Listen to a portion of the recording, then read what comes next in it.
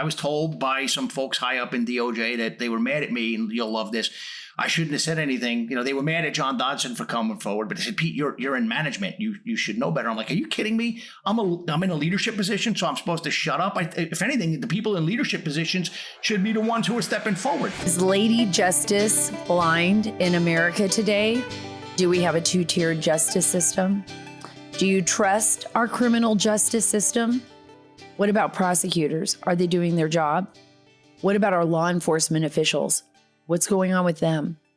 What about whistleblowers? What does it mean to be a whistleblower? What does it mean to tell the truth? What does it mean when you have situations like Operation Fast and Furious? And I know a lot of you remember that. Operation Fast and Furious from 2009 to 2011, the Phoenix Field Division of the Bureau of Alcohol, Tobacco, and Firearms and Explosives, the ATF, and other partners, that a small group there at that Phoenix office knew guns were walking to Mexico. The DOJ, Eric Holder, under the Obama administration. I have a whistleblower today that is going to blow your mind. He is going to talk to you about what happened during Operation Fast and Furious. Why?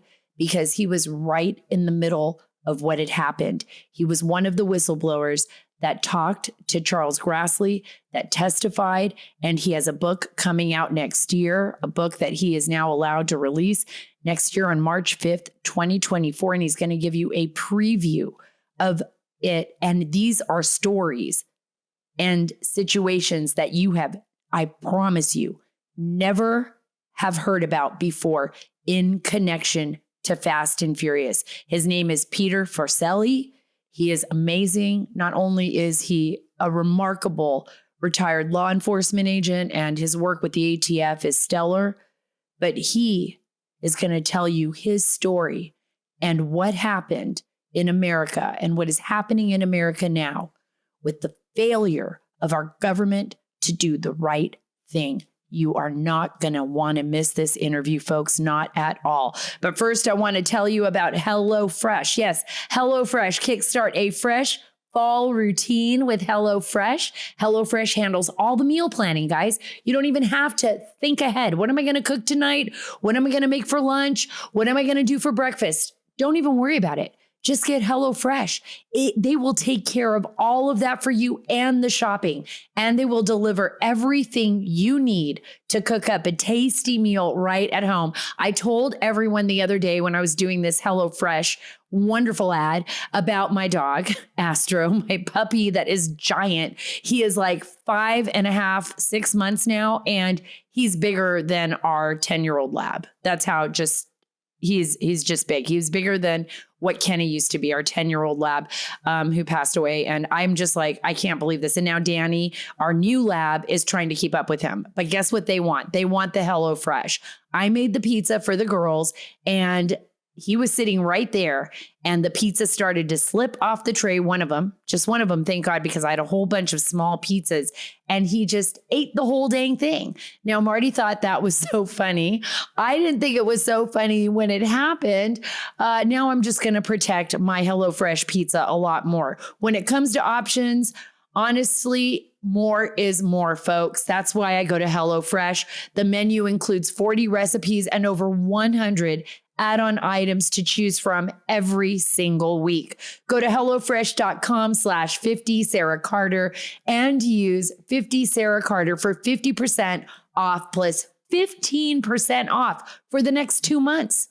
Imagine that. Go to HelloFresh.com/50 Sara Carter and use code 50 Sara Carter for 50% off plus 15% off for the next 2 months. This fall, skip that extra trip to the grocery store and have dinner ready at home in no time with America's #1 meal kit. Again, save 50% off plus 15% off for the next 2 months when you order at HelloFresh.com/50 Sara Carter and code 50 Sara Carter. I'm so happy to have you on the show, Peter. This is Peter Forcelli. He's a retired ATF Deputy Assistant Director, and you were the whistleblower who testified in front of Congress during what I think is one of the biggest stories in law enforcement in the last maybe 3 decades. I told you just before we got on, I think Kiki Camarena, and his assassination in Mexico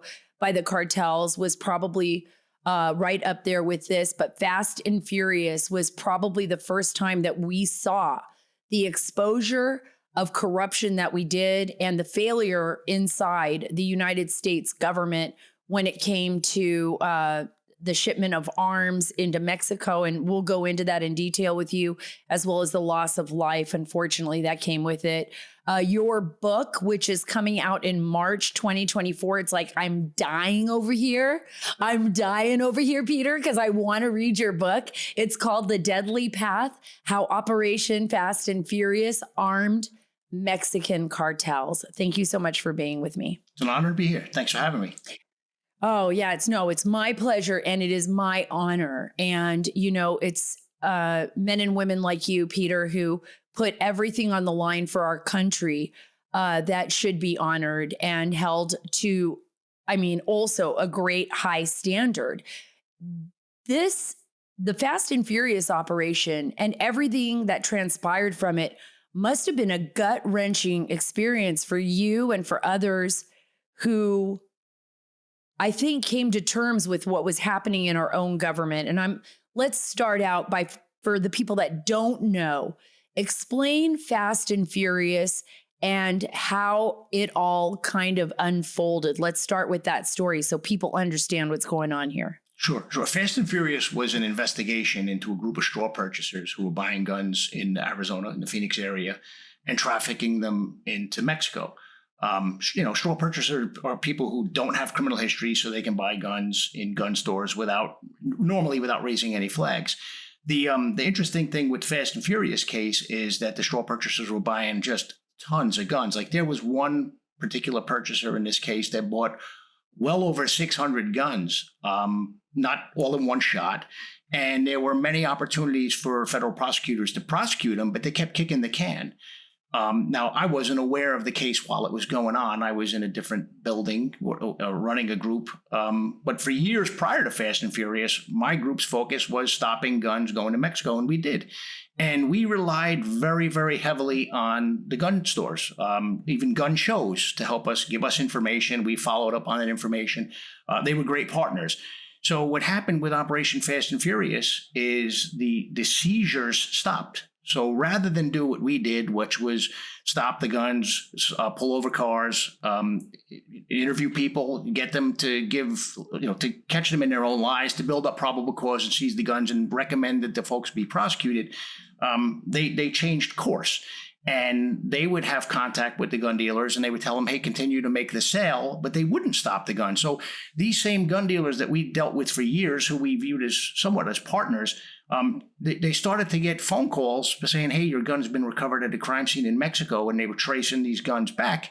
And the dealers were beside themselves, because when, in the years prior to Fast and Furious, they would call us, tell us about a suspicious purchase, and they would never hear anything about those guns again, because they would be seized, they were put into evidence, and they weren't going to be used against some cop or some kid or a border patrol agent or some innocent person. They were in our evidence vault. So all of a sudden, these dealers who were cooperating with us for years felt betrayed, because now the guns that we were seizing were turning up at crime scenes in Mexico. But, the untold story of Fast and Furious is the prosecution side.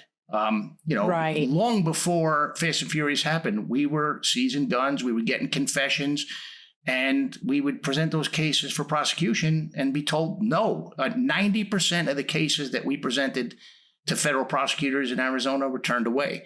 I've come to learn since then that that's still going on in many parts of the country. And it's kind of insulting when you think about how it outright, for example, there's this big push to go after the gun dealers and the gun industry, when we have the tools to put a dent in this, but they've been abandoned by the Department of Justice for a long time. Not in every part of the country, but in many, many districts throughout the United States. Such a great point. Such an important point, because I remember even when I was covering gangs in California, La M, Pomona 12th Street, White Fence, who I'm talking about, these different street gangs. And a lot of them a lot of them would be moving either narcotics, some of the biker gangs, Los Vagos, Hells Angels, whoever was on the ground. There were different gangs that were also involved in arm shipments and movements in and between, to Mexico. And you're saying that as these administrations go after, the Second Amendment, I would say the legal gun owner's right to have a gun and a weapon and go practice and get, everything, all their ducks in a row. I would say, like, I'm a good person. I'm not going to, go and get a weapon and use it in the commission of a crime. And I'm a responsible gun owner, but yet I feel like I'm being targeted constantly. You're saying here you guys are prosecuting or having enough evidence to prosecute someone in these gun charges, and the prosecutors are like, yeah, we're not going to do it. Oh, 100%. Like I said, not 100% of the time. But 90% of the cases that we presented to the U.S. Attorney's Office in Arizona were turned away. And I'll give you an example. And I'd like to also touch on another case, because it wasn't just guns. There was another case that I talk about in great depth in the book that involved explosives. I mean, talk about indiscriminate killers, hand grenades.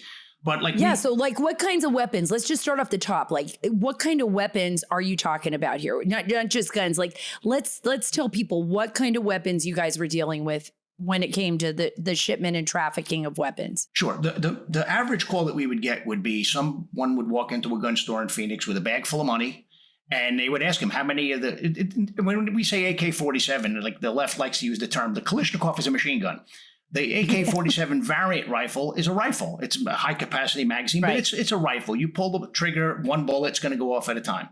So a lot of straw purchasers would go into the gun stores and just say, how many do you have? And so the dealers would be obviously very suspicious, and they would call us and say, hey, there's a guy just walked in. I'll give you my first weekend in Phoenix as an example. Guy just walked in and asked for 13 AK-47 variant rifles. So the dealer, called us, let us know, called one of my agents. I was a supervisor. My agent then calls me. So we get dressed, roll out. The dealer slow rolled the paperwork. So he wasn't going to sell them and let the guy ride off into the sunset. And that's generally how it worked every time. So 3 scenarios would unfold. One would be, we would be able to get out there in time and do an interdiction.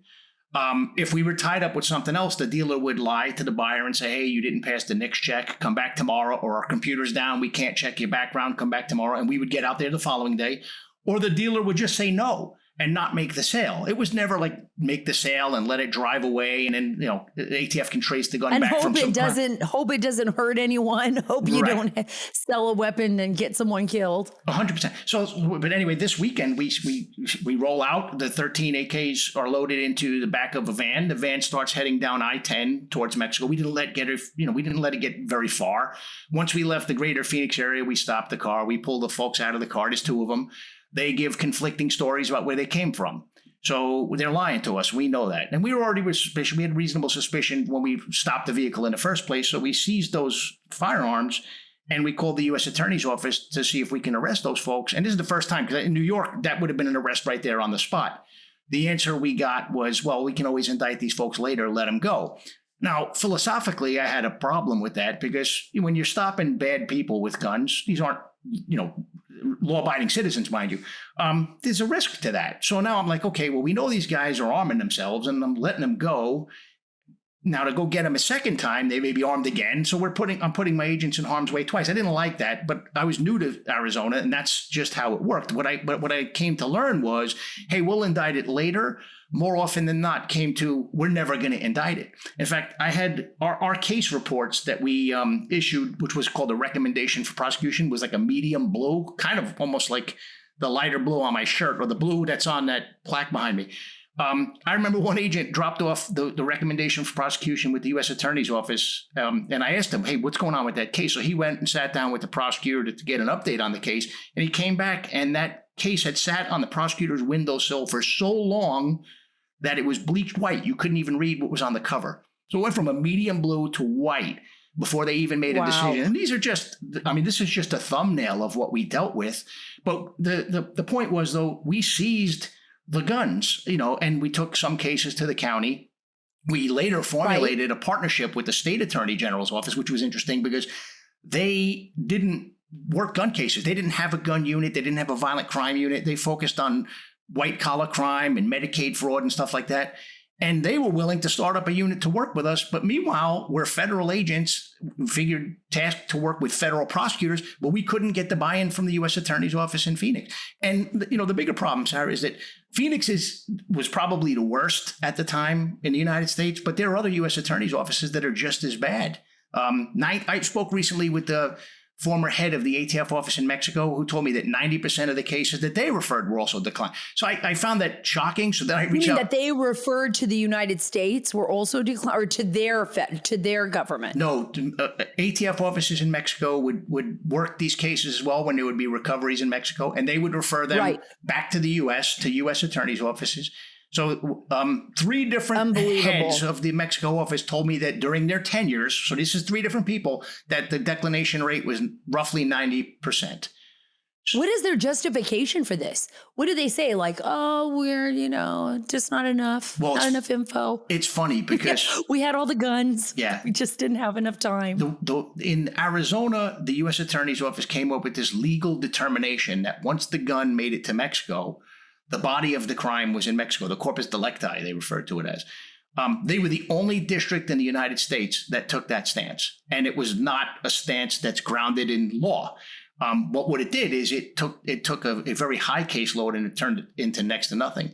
Another thing that they did is we had informants who they would, one in particular, dozens and dozens of cases hinged on this informant's information. So the U.S. Attorney's Office, one of the supervisors came over and told us that this informant was misleading them and us. So I was pretty upset because I had really good relationships with prosecutors in New York. And as a federal agent, your success hinges a lot of times on your relationship in a U.S. Attorney's Office. So I was kind of pissed off at my agents thinking that they were being misled by their informant. So we did a deep dive into the cases that were brought up, and the informant's information was incredibly spot on. So I went back to that chief from the U.S. Attorney's Office and contested her belief. And, well, she pivoted. She's like, well, we can't use this informant because he was an informant in the past, and we had to move him because he felt he was in danger for his life. So they moved him with something called Emergency Witness Assistance Program funds. Right. So she went on to tell me that once someone is moved with EBAP funds, Department of Justice policy says you can't use them. Well, that was not true either. It was a lie, bold-faced lie. So I reached out to someone from the U.S. Attorney's offices that I work with and asked them, and they said, Pete, that's absurd. You can still use the informant.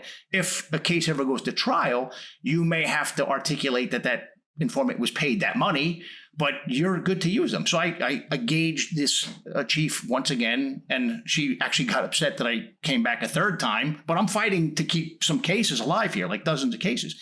And then her response was, hey, this guy wears a lot of gold chains. He's not someone that the jury would be able to relate to. Final answer, we're not using him anymore. So at that point, dozens of cases just disappeared, and the bad folks involved in smuggling those weapons now got a pass, which to me is absolutely unconscionable. But these were decisions made by prosecutors that, in some instances, we were able to fall back and take cases to the county. At that time, we didn't have a relationship with the state. But in the other instances, that meant that guilty people were not going to be prosecuted at all, which to me was not an option. This is what I don't understand. And I've seen this over and over again. We've seen this play out in various crimes, lack of prosecution, lack of district attorneys that are weak on prosecuting crimes, or have situations where there's low bail, no bail, where they don't prosecute, where we have attorney generals acting the same way we've seen them act in Arizona. And it works contrary to what we think of as the justice system. So you're on the ground, you and your men are putting everything on the line. You could lose your lives. We see that with ICE. We see that with ATF. We see that with DEA. We see that with the FBI, doing everything you can to go after the bad guy. And then you get him. And then it's like, oh, yeah, thanks for that, but we're just not going to prosecute it. Yeah. That's got to be so frustrating. And then when I'm going to get back to Fast and Furious, because this is exactly the kind, but it was so egregious what happened with the government, because it led to death. I mean, and nobody has ever paid the price for that. Well, the people who were the decision makers, the ultimate decision makers in Fast and Furious were the attorneys. Right. They're still there. and if you read the book, you'll see where they are. I name names because they deserve to be named. Look, I held myself accountable for 35 years of the law enforcement profession. I've held people who committed crimes accountable for their actions. It was kind of unconscionable. There were people who were punished in ATF. Not everybody who deserved to take their lumps got their lumps. Right. But on the attorney side, there was one scapegoat in Maine Justice, who a guy was actually a pretty good prosecutor named Jason Weinstein. Besides that, like the people whose hands had the most blood on them, in my opinion, my honest opinion, are still there, still making decisions. That's just, I want to put, so for everybody who's listening, the Fast and Furious took place between, and tell me if I'm right or wrong, between 2006 and 2011? No. Am I right? I was in Phoenix from 2007 till 2012.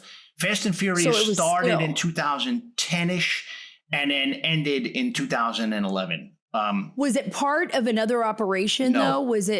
It wasn't part of another operation. So they didn't it wasn't part of an operation called Project Gunrunner. Somebody had talked to me about that before. No. What you have there is you have a lot of different talking points coming from different sides. Like what happened was everybody was, you had the Democrats saying, well, this all started under George Bush. This was part of something called Wide Receiver.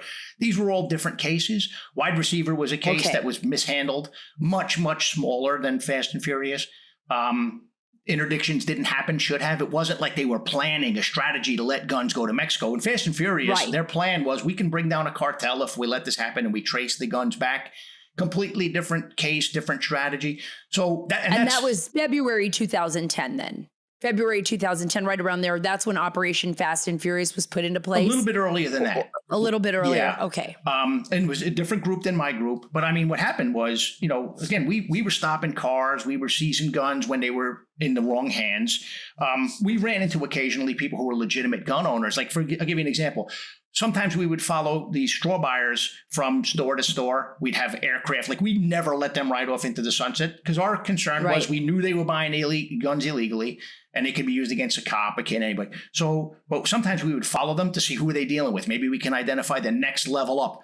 Never with the U.S. Attorney's Office because they wouldn't let us do this. So we would do this with the state prosecutors. With the U.S. Attorney's Office, they could not have cared less about these trafficking schemes.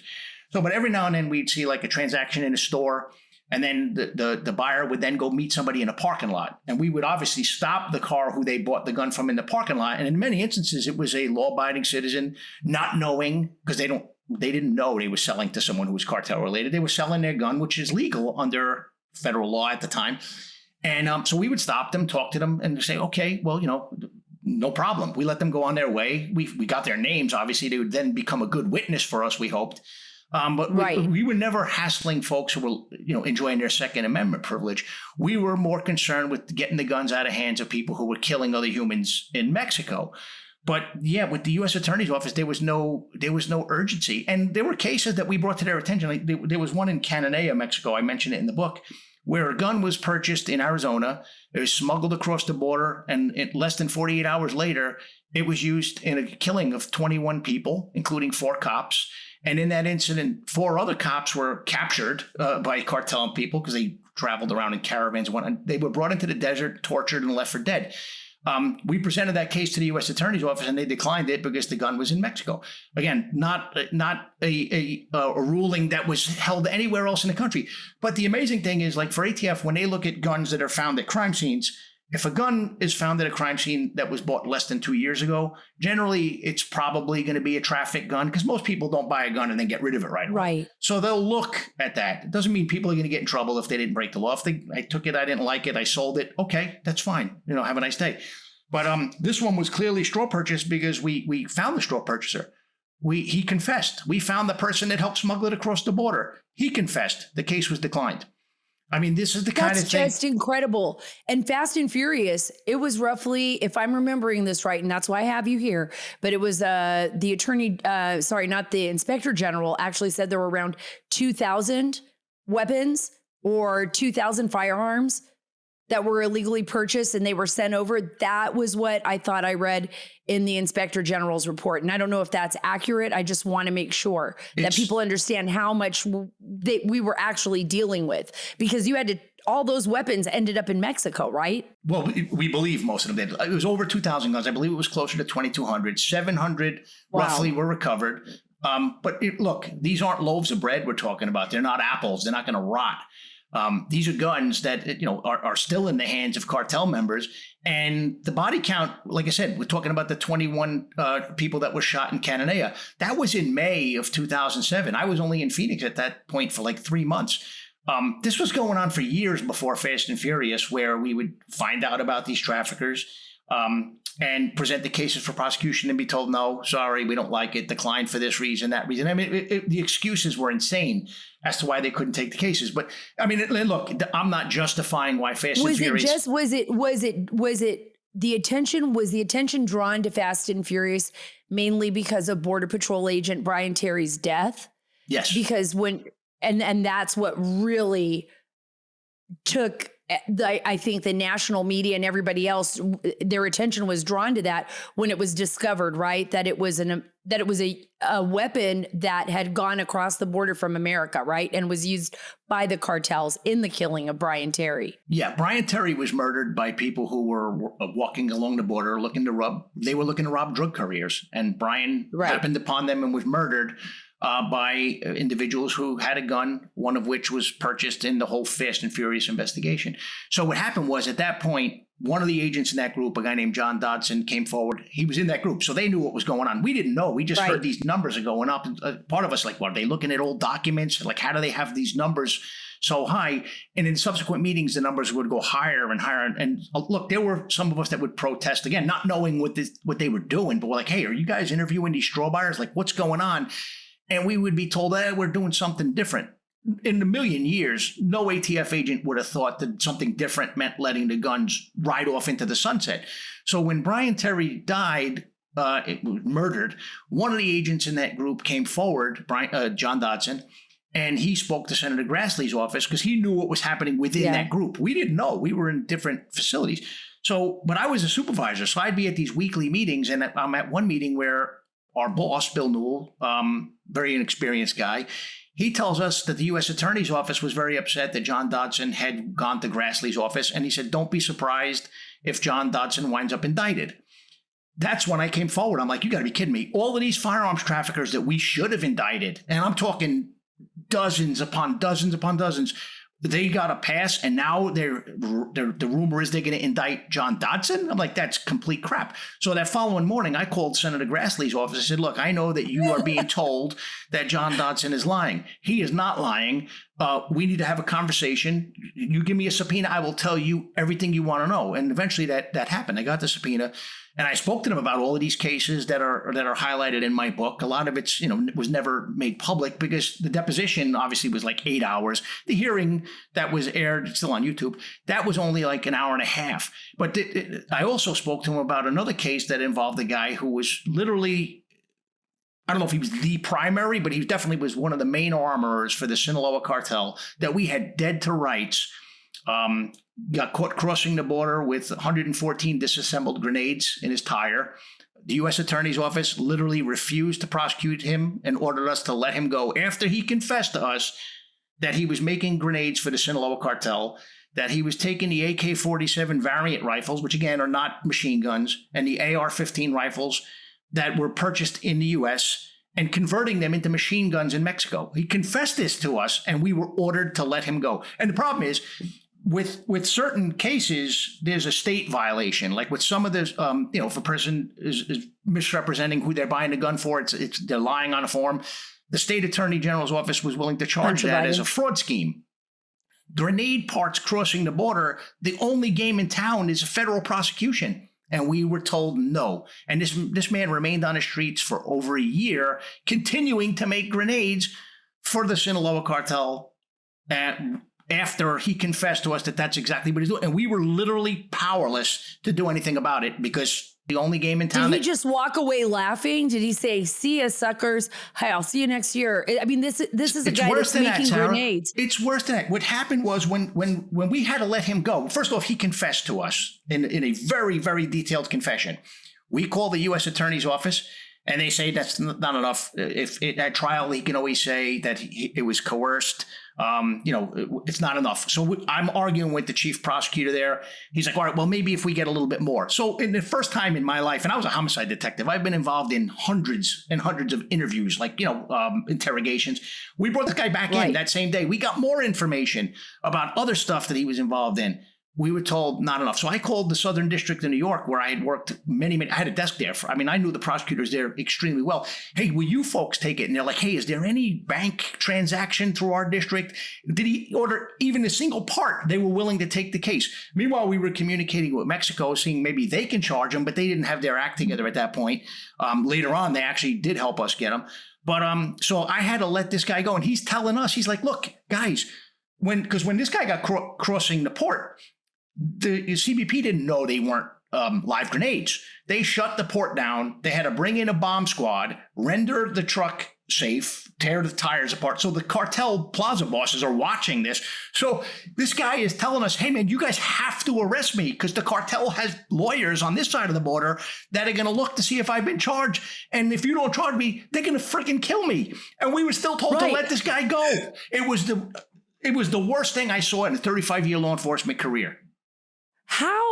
How is this even okay? I think this is what blows away everyone's mind. I know all of you who are listening to this are thinking exactly what I'm thinking right now. Here's a guy with grenades. Here's a guy that is telling you he's building them for the cartels. Here's a guy that says, yeah, my weapons are used to kill people. And prosecutors are saying, yeah, we can't take this to court. Not enough evidence, no matter what he's saying. Yet right now we have a former president that has been indicted, like I don't know how many times, on 4 major court cases. And everybody's like, how is that even possible? Because it doesn't feel like there's enough evidence. I mean, it looks like you can indict a ham sandwich, like they say in America, but not a drug cartel leader or bomb maker. Right. That's what look, they were grenades, but that's what grenades are in essence, is a small bomb. And what bothered me the most is, look, my husband was blinded by a grenade. My husband was blinded by a grenade in Afghanistan. Grenades kill. Grenades could kill. They could blind you. They can maim you. They are used as a weapon to kill other people. And I know that they use them quite often in Mexico. I was covering stories way back 2007 in Nuevo Laredo. Remember when the federal...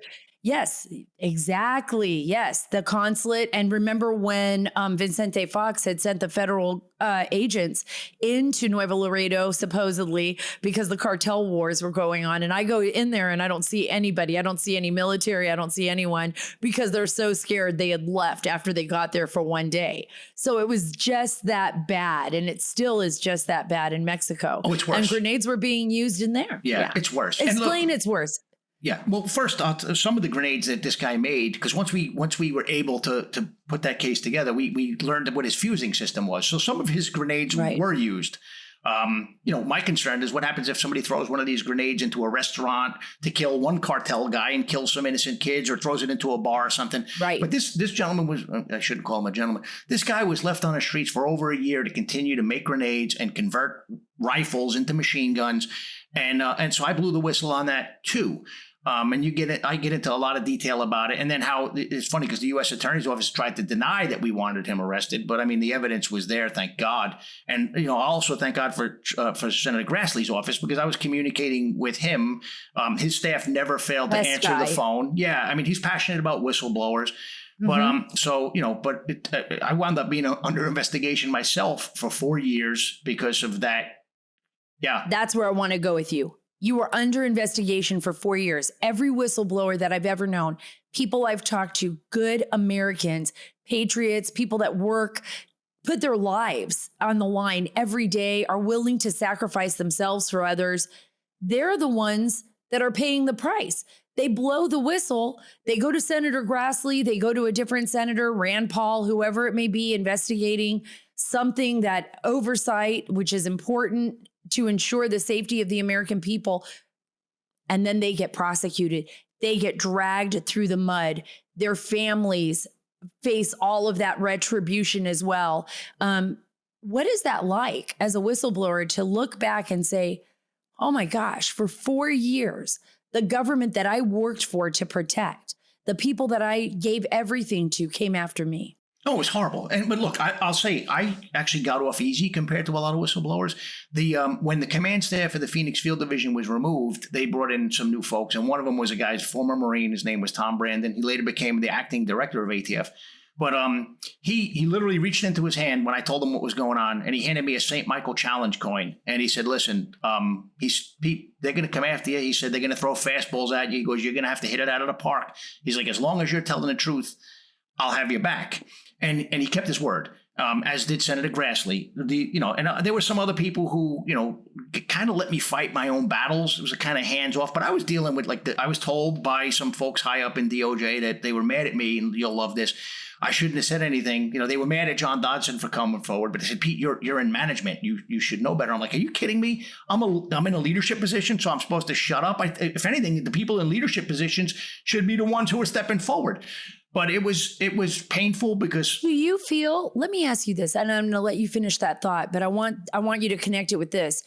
Do you feel we need more of that now? Because I feel like we have so many people in management positions in our bureaucracy that can come forward, that can expose truth, and they're just going to play ball and retire and just walk away into the sunset and not tell the truth, not blow the whistle. They don't want to shake the leaves on those trees. There's legions of those folks who, I get it. I mean, I lived through it. It cost me a lot of money. I mean, there were times when my wife and I had to pay our mortgage by pawning personal possessions to make the mortgage payments for a couple of months.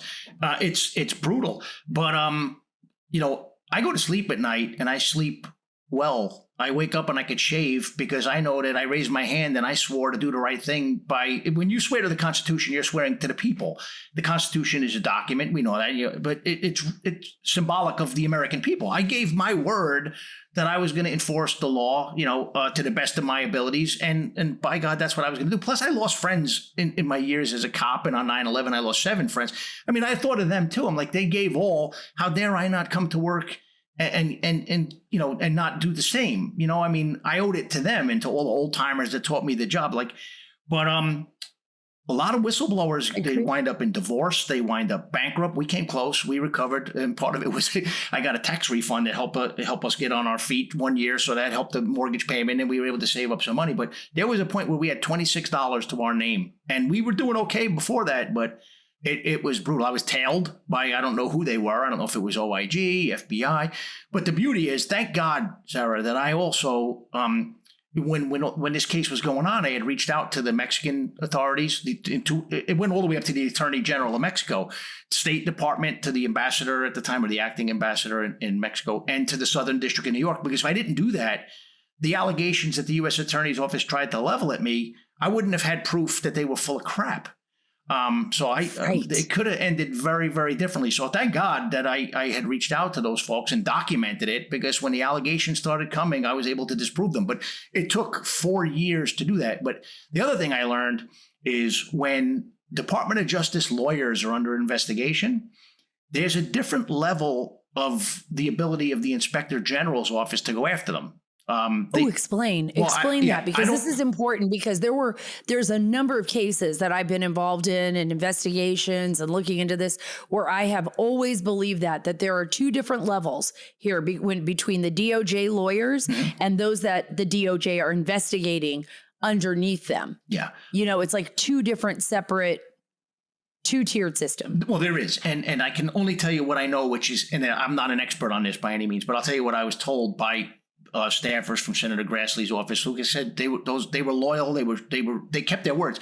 But I was told that within the Department of Justice, there's OIG investigates everybody except the lawyers, and then there's something called OPR, Office of Professional Responsibility, that investigates the lawyers. But they don't always look. Lawyers take care of lawyers, right? Everybody talks about the thin blue line. Cops take care of cops. The lawyers are worse, from what I've seen in my 35 years in the profession. So what happened was, when the OIG was investigating Fast and Furious and the Kingery case, which I blew the whistle on both, there was a lot of, but the prosecutor said, well, I'm like, yeah. In fact, during the 4 years I was under investigation, 6 times I said, hey, man, you don't believe what I'm saying? Put me on a polygraph. And I was like, whoa, that's not necessary.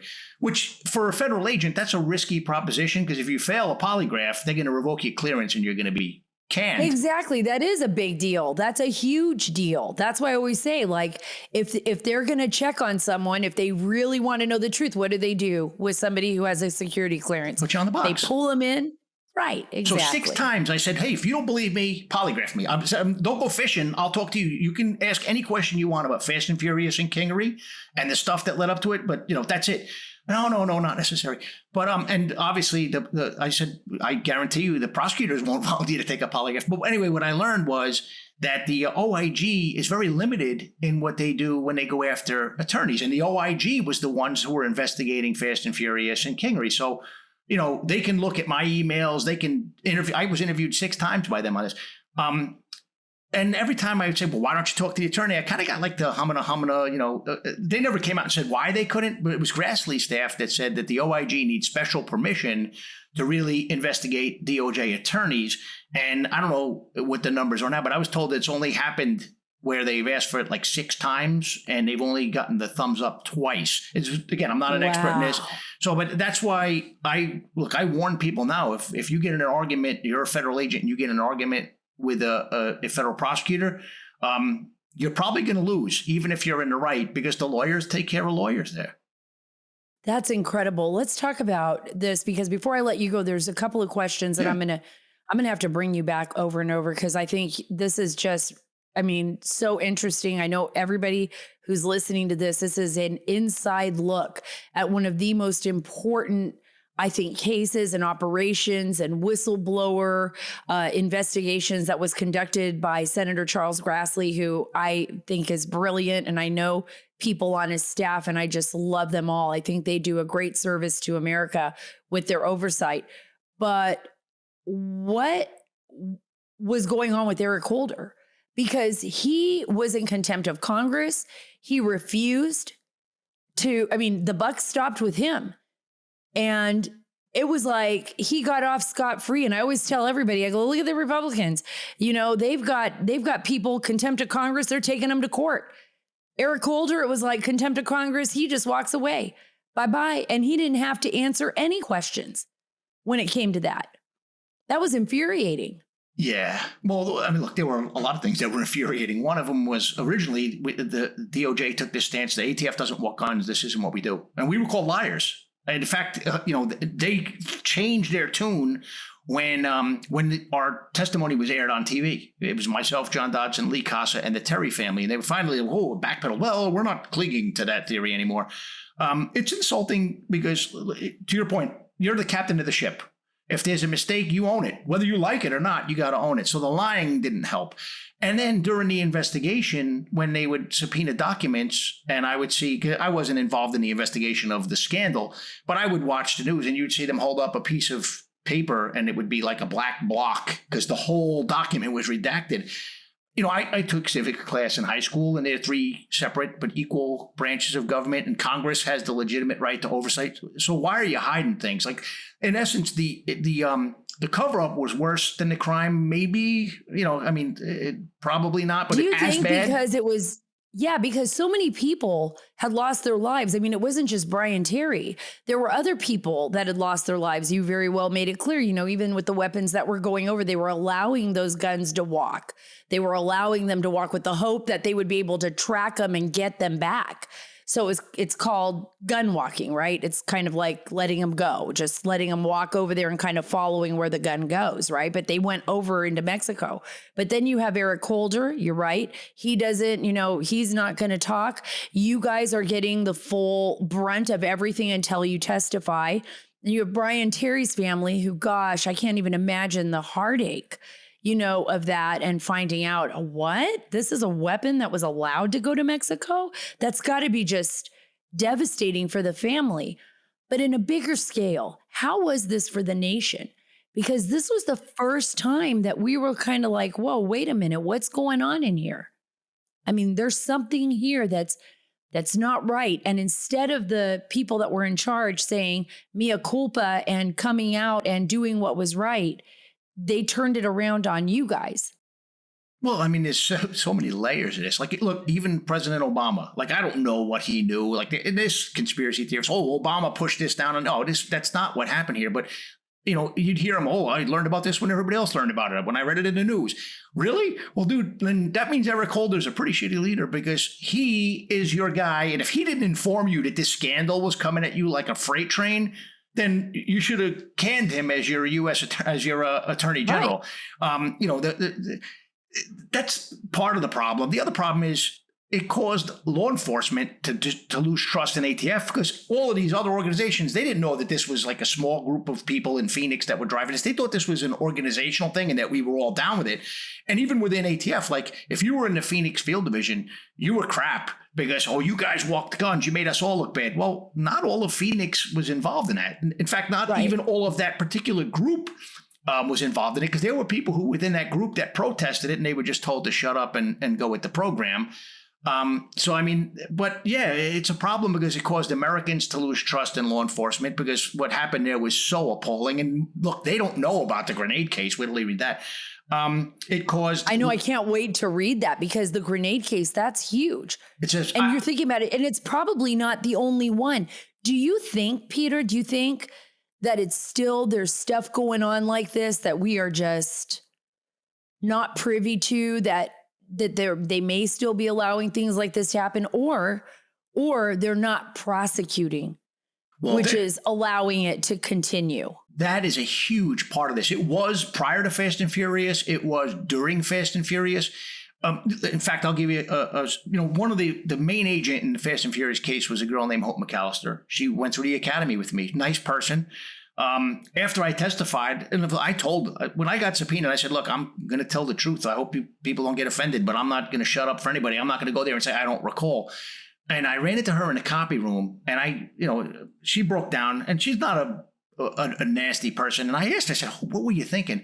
And she's like, Pete, you don't understand. This was the advice we were getting from Emery. Emery was the lead lawyer. She goes, there were times where they would pull people over and person had done a straw purchase. Now, again, one of the straw purchases there, I'm told, bought around 800 guns.